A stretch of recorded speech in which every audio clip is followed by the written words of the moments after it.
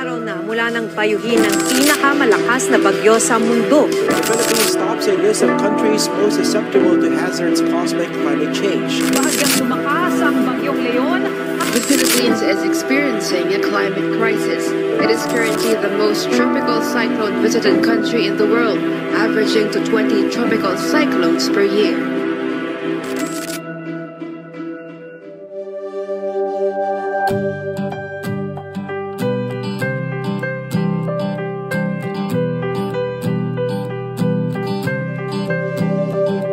Ang hangin na humahaplo sa aking mga balat, ito ay nagmumula sa iyo.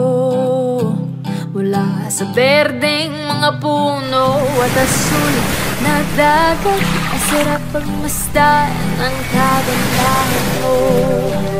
Mula kanluran hanggang silangan, ang sinag ng araw ang iyong korona, kataas-taasang kamahalan, kalikasan. Liwanag ang bumubuhay at gumagabay sa kalikasan. Marilap ang iyong kulay na nagbibigay buhay.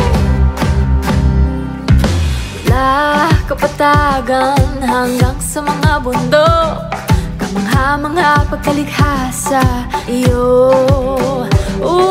Sa araw ulan kahit pabagyo, payapa ang buhay o may pagsubok. Ang pag-ikot ng mundo ay tumutuloy, di tumitigil ang iyong hangin na dumadaloy. Kalikasan,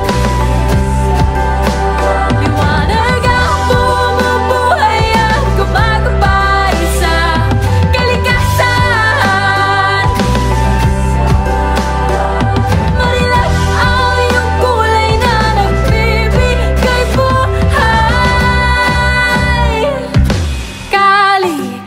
Kalikasan, kalikasan, kalikasan,